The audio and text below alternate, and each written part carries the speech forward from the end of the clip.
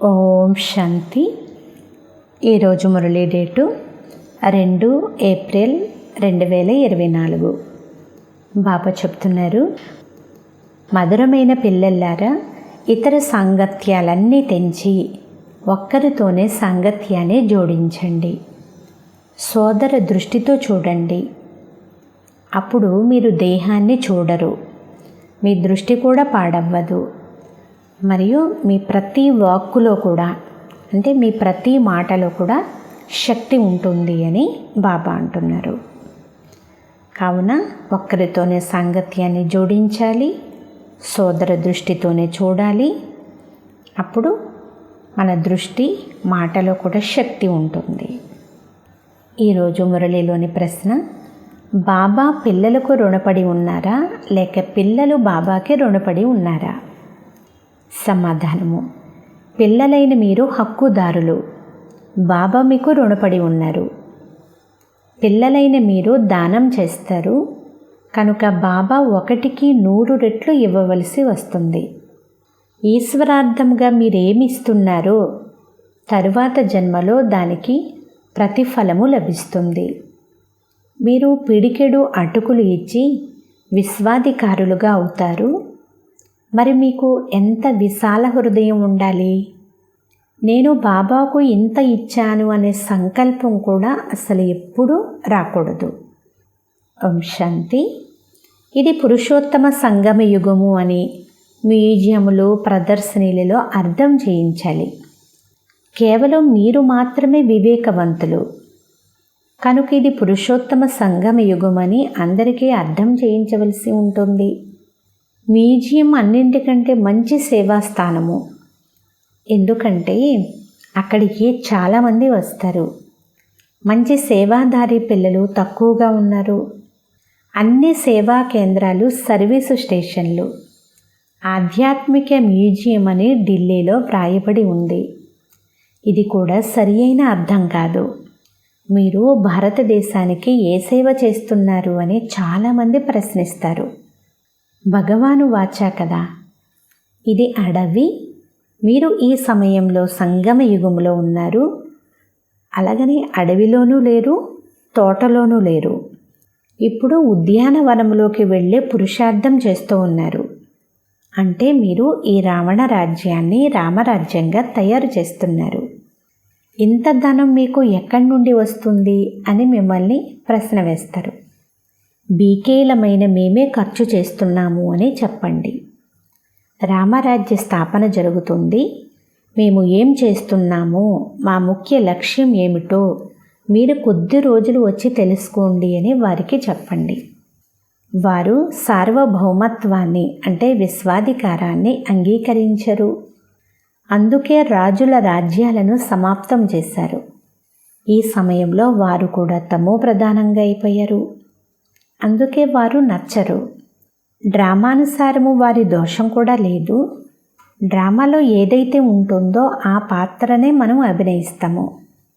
కల్పకల్పము తండ్రి ద్వారా స్థాపన అయ్యే ఈ పాత్ర నడుస్తుంది. పిల్లలైన మీ కొరకు మీరే ఖర్చు చేస్తారు. శ్రీమతానుసారము ఖర్చు చేసి మీ కొరకు సత్యుగ రాజధానిని తయారు చేసుకుంటున్నారు. ఈ విషయము ఇతరులెవ్వరికీ తెలియదు. గుప్త సైనికులు అని మీ పేరు ప్రసిద్ధమైంది. వాస్తవానికి ఆ సైన్యములో గుప్త సైనికులు ఎవ్వరూ ఉండరు. సిపాయిల రిజిస్టర్ ఉంటుంది. పేరు, నెంబరు రిజిస్టరులో లేనివారు ఉండరు. వాస్తవానికి మీరే గుప్త సైనికులు. మీ పేరు ఏ రిజిస్టర్లోనూ ఉండదు. మీ వద్ద ఏ ఆయుధ బలము లేదు. ఇందులో శారీరక హింస లేదు. యోగ బలం ద్వారా మీరు విశ్వం పైన విజయం పొందుతారు.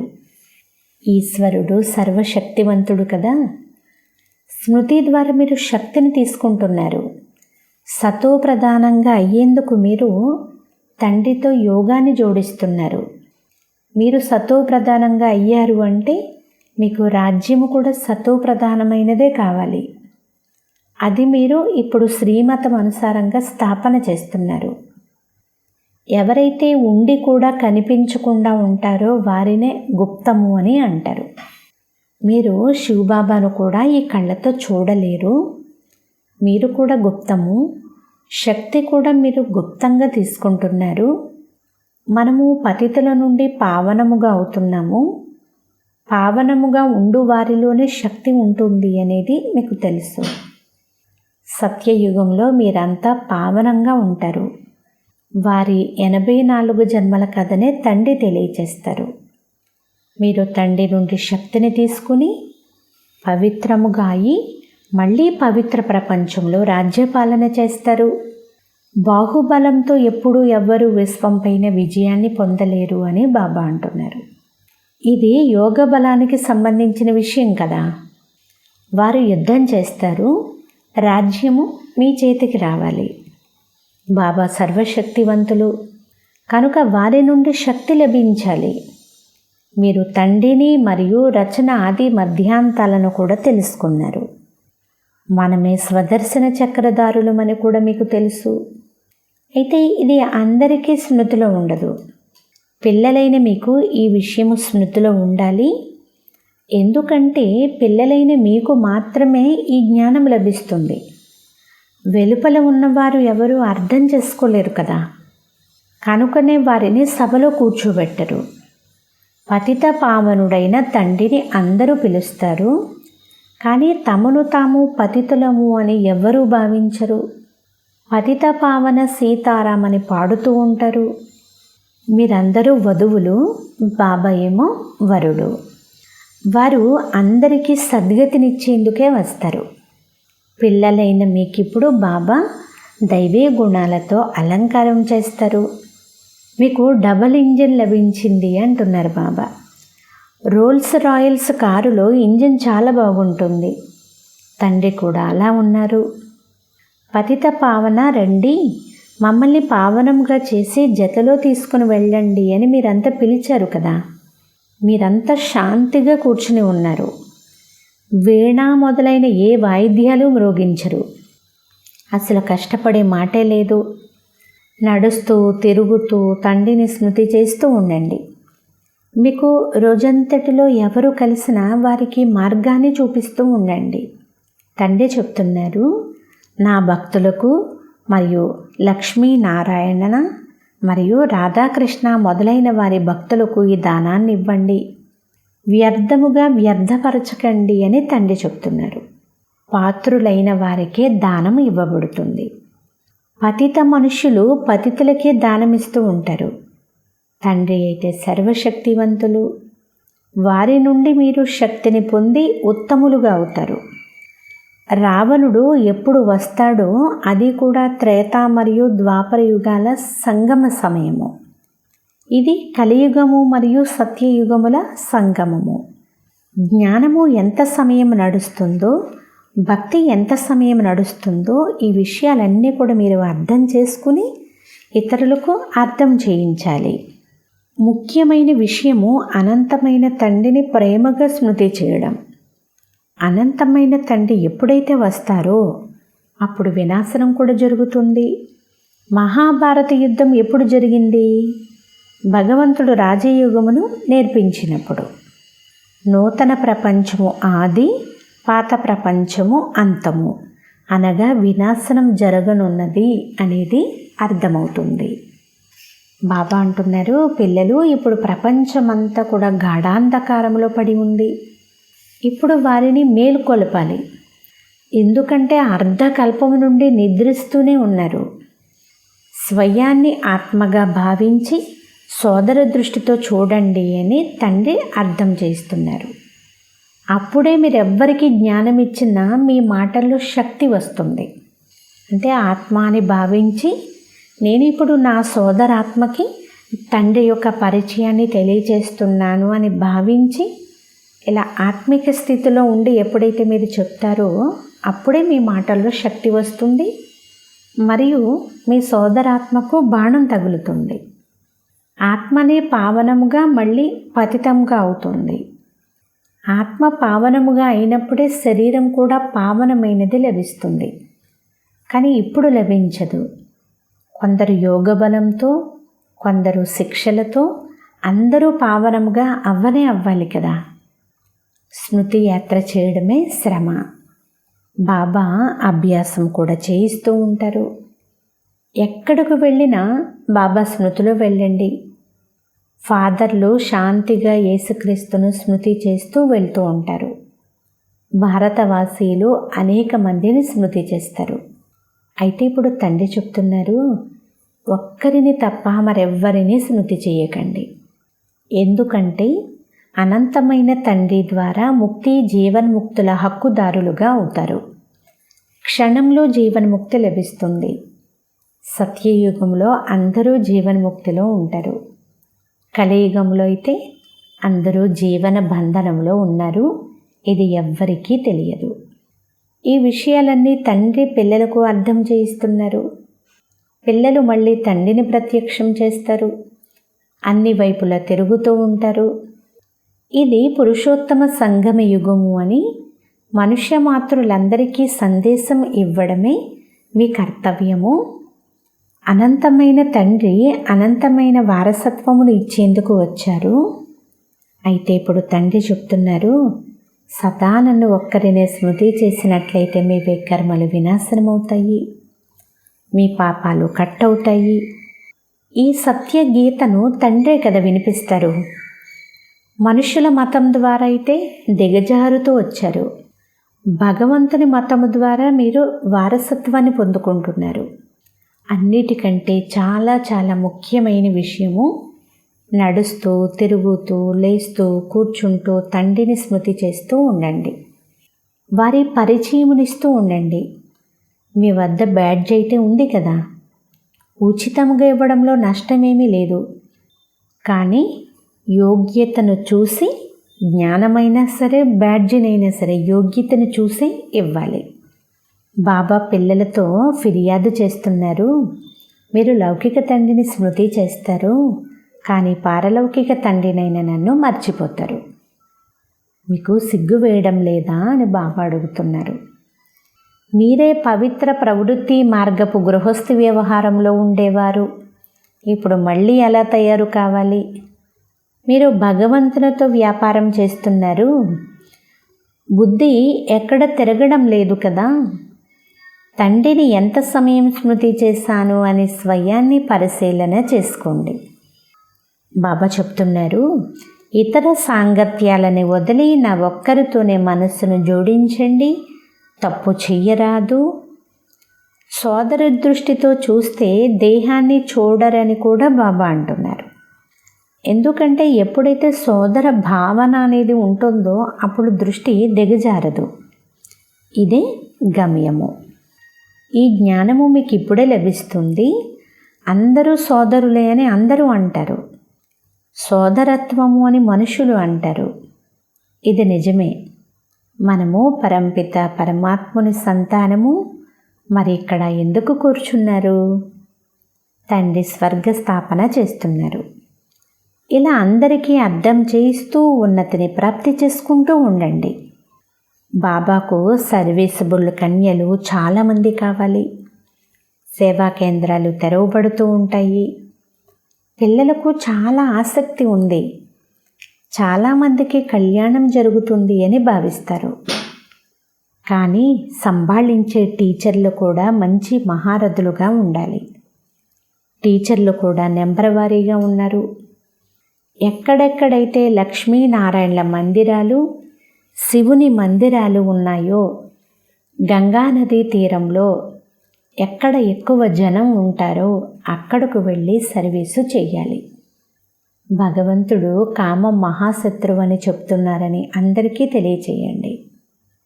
మీరు శ్రీమతం అనుసారంగా సర్వీసు చేస్తున్నారు. ఇది మీ ఈశ్వరీయ పరివారం కదా. ఇక్కడ 7 రోజులు బట్టీలో పరివారంలో కూర్చుని ఉన్నారు. మరి పిల్లలైన మీకు ఎంత ఖుషి ఉండాలి. అనంతమైన తండ్రి ద్వారా మీరు పదమాపదం భాగ్యశాలురుగా అవుతారు. భగవంతుడు కూడా చదివించగలరు అని ప్రపంచానికి తెలియదు. కానీ ఇక్కడ మీరు స్వయంగా భగవంతుని సన్ముఖంలో కూర్చుని చదువుతూ ఉన్నారు. మరి మీకు ఎంత సంతోషం ఉండాలి. మీరు శ్రేష్టాతి శ్రేష్టంగా అయ్యేందుకు కదా చదువుతున్నారు. ఎంత ఉదార హృదయులుగా ఉండాలి. బాబానే మీరు రుణగ్రస్తునిగా చేస్తున్నారు. ఈశ్వరార్థముగా ఏమి ఇస్తారో అందుకు ప్రతిఫలము తరువాత జన్మలో లభిస్తుంది. తండ్రికి మీరు సర్వస్వము ఇచ్చినందువలన బాబా కూడా మీకు సర్వస్వము ఇవ్వవలసి వస్తుంది. కానీ ఎప్పుడూ కూడా తండ్రికి నేను ఇంత ఇచ్చాను అనే సంకల్పం కూడా రాకూడదు. మేము ఇంత ఇచ్చాము కానీ మా పైన ఎందుకు ప్రత్యేక శ్రద్ధ చూపడం లేదు అని చాలామందికి లోపల చింతన నడుస్తూ ఉంటుంది. బాబా మనపైన ఎంత ప్రత్యేక శ్రద్ధ చూపించారు. అందుకే కదా కోటాను కోట్ల మంది ఉన్నటువంటి ఈ ప్రపంచంలో భగవంతుడు మనల్ని ఏరి కోరి ఎన్నుకున్నారు. అంటే భగవంతుడు మనపైన ప్రత్యేకమైన శ్రద్ధ చూపించినట్లే కదా. కానీ ఇప్పుడు పిల్లలు అనుకుంటారు, నా పైన వీళ్ళు ఎందుకు ప్రత్యేక శ్రద్ధ చూపించడం లేదు, నేను సేవార్థం ఇంత ఇచ్చాను కదా అని భావిస్తారు. మీరు పిడికెడు అటుకులు ఇచ్చి విశ్వ చక్రవర్తి పదవినే తీసుకుంటున్నారు. బాబా దాత కదా. రాజులు రాయల్గా ఉంటారు. రాజుల వద్ద ఎవరైనా కలవడానికి వచ్చినప్పుడు కలిసేవారు ఏమైనా కానుకలు ఇచ్చేందుకు వెళ్తే రాజు సెక్రటరీ వైపు సైగ చేస్తారు. ఎందుకంటే రాజులు స్వయంగా తమ చేతితో తీసుకోరు. మరి దాత అయినటువంటి శివబాబా ఎలా తీసుకుంటారు? వీరు అనంతమైన తండ్రి కదా. వీరి ముందు మీరు కానుక పెడతారు. కానీ బాబా అందుకు ప్రతిఫలంగా 100 రెట్లు ఇస్తారు. అందుచేత మనం ఇచ్చిన దానికంటే తీసుకునేది చాలా ఎక్కువ. తీసుకునే దాని ముందు అసలు ఇచ్చేది ఏమీ కానే కాదు. అందుచేత నేను ఇచ్చాను అన్న సంకల్పం కూడా ఎప్పుడు రాకూడదు అని బాబా అంటున్నారు. సదా మేము తీసుకుంటున్నాము అని భావించండి. అక్కడ మీరు పదం పతులుగా అవుతారు. మీరు వాస్తవానికి పదం భాగ్యశాలురుగా అవుతారు. చాలామంది పిల్లలు విశాల హృదయం కలవారిగా కూడా ఉన్నారు. కానీ కొందరు పిల్లలు పిసినారులుగా కూడా ఉన్నారు. మేము పదం పతులుగా అవుతున్నాము, అత్యంత సుఖీలుగా అవుతున్నామని అర్థమే చేసుకోరు. పరమాత్మ తండ్రి లేనప్పుడు కూడా పరోక్షంగా అర్ధకల్పానికి మనకు ఫలమునిస్తారు. ప్రత్యక్షంగా సన్ముఖంలో ఉన్నప్పుడు 21 జన్మలకు ఇస్తారు. శివబాబా బండారం భర్పూర్ అంటే సంపన్నము అని గాయనం కూడా ఉంది. ఎంతమంది పిల్లలు ఉన్నారో చూడండి. ఎవరు ఎంత ఇస్తారో ఎవ్వరికీ తెలియదు, బాబాకు తెలుసు. బాబా సంచికి తెలుసు. అంటే శివబాబాకి తెలుసు. బాబా సంచి అంటే బ్రహ్మ బాబాకు తెలుసు. ఎవరిలో బాబా ఉంటున్నారో వారు చాలా సాధారణంగా ఉన్నారు, అంటే బ్రహ్మ బాబా. అందువలన పిల్లలు ఇక్కడి నుండి వెలుపలికి వెళ్ళగానే ఆ నష అదృశ్యమైపోతుంది. జ్ఞానయోగాలు లేకపోతే వ్యర్థమైన చింతన నడుస్తూ ఉంటుంది. మంచి మంచి పిల్లలను కూడా మాయ ఓడించేస్తుంది. మాయ బాబా నుండి విముఖులుగా చేసేస్తుంది. ఏ శివబాబా వద్దకు మీరు వస్తున్నారో వారినే మీరు స్మృతి చెయ్యలేరా? ఆంతరికంలో అనంతమైన ఖుషి ఉండాలి. ఏ రోజు కోసమైతే మీరు ఎదురు చూస్తూ మీరు వస్తే మేము మీ వారిగా అయిపోతాము అని అన్నాము, ఆ రోజు ఇప్పుడు రానే వచ్చేసింది. భగవంతుడు వచ్చి స్వయంగా దత్తు తీసుకుంటున్నారు అంటే వారిని ఎంత అదృష్టవంతులు అని అంటారు. మరి ఎంత సంతోషంగా ఉండాలి. కానీ మాయ ఏం చేస్తుంది? గడియ గడియ సంతోషాన్ని ఎగరగొట్టేస్తూ ఉంటుంది అని బాబా అంటున్నారు. అచ్చా, మధురాతి మధురమైన అపురూపమైన పిల్లలకు మాతాపిత బాబ్దాదాల ప్రియ స్మృతులు మరియు గుడ్ మార్నింగ్. ఆత్మిక పిల్లలకు ఆత్మిక తండ్రి నమస్తే. ఆత్మీయ తండ్రికి ఆత్మీయ పిల్లల యొక్క ప్రియ స్మృతులు గుడ్ మార్నింగ్. నమస్తే నమస్తే నమస్తే. ధారణ కొరకు ముఖ్య సారము. ఫస్ట్ పాయింట్, భగవంతుడు మనల్ని ఈ పురుషోత్తమ సంగమ యుగంలో దత్తత తీసుకున్నారు. అంటే వారు తండ్రి, మనం పిల్లలము. మళ్ళీ తిరిగి వారే టీచరుగా అయ్యి మనల్ని చదివిస్తున్నారు.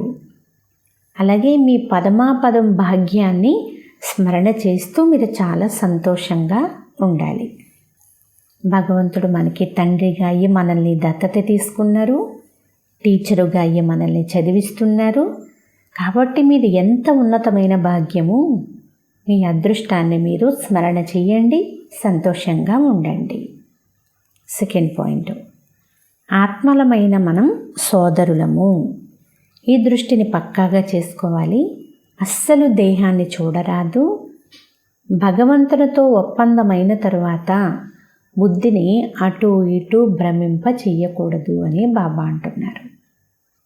ఈరోజు వరదానము, ఈ అలౌకిక జీవితంలో సంబంధాల శక్తి ద్వారా అవినాశీ స్నేహము మరియు సహయోగాన్ని ప్రాప్తి చేసుకునే శ్రేష్ఠ ఆత్మ భవ. సారాంశము, ఈ అలౌకిక జీవితంలో పిల్లలైన మీకు సంబంధాల శక్తి డబల్ రూపంలో ప్రాప్తించింది. ఒకటి, తండ్రి ద్వారా సర్వ సంబంధాలు. రెండవది, దైవీ పరివారము ద్వారా సంబంధము. ఈ సంబంధము ద్వారా సదా నిస్వార్థ స్నేహము, అవినాశీ స్నేహము మరియు సహయోగము సదా ప్రాప్తిస్తూనే ఉంటాయి. కనుక మీ వద్ద సంబంధాల శక్తి కూడా ఉంది. మీరు ఇటువంటి అలౌకిక జీవితాన్ని జీవించే శక్తి సంపన్న వరదాని ఆత్మలు. అందువలన మీరు అర్జీ పెట్టుకునేవారు కాదు, సదా రాజీగా ఉండేవారిగా అవ్వండి. అంటే సదా సంతోషంగానే ఉండండి. ఎందుకంటే భగవంతుని ద్వారా సర్వ సంబంధాలు పెట్టుకున్నారు మరియు దైవీ పరివారము ద్వారా కూడా ఆత్మిక సంబంధం ఉంది. కాబట్టి ఈ అలౌకిక జీవితంలో మీరు సంబంధాల శక్తి ద్వారా అవినాశీ స్నేహమును మరియు సహయోగాన్ని ప్రాప్తి చేసుకున్నట్లయితే అప్పుడు మనమే శ్రేష్ఠ ఆత్మలుగా అవుతాము. స్లోగన్, ఏ ప్లాను అయినా విదేహీగా సాక్షిగా అయి ఆలోచించండి. అంతేకాక సెకండ్లో ప్లెయిన్ స్థితిని తయారు చేసుకుంటూ నడవండి. అచ్చా, ఓం శాంతి.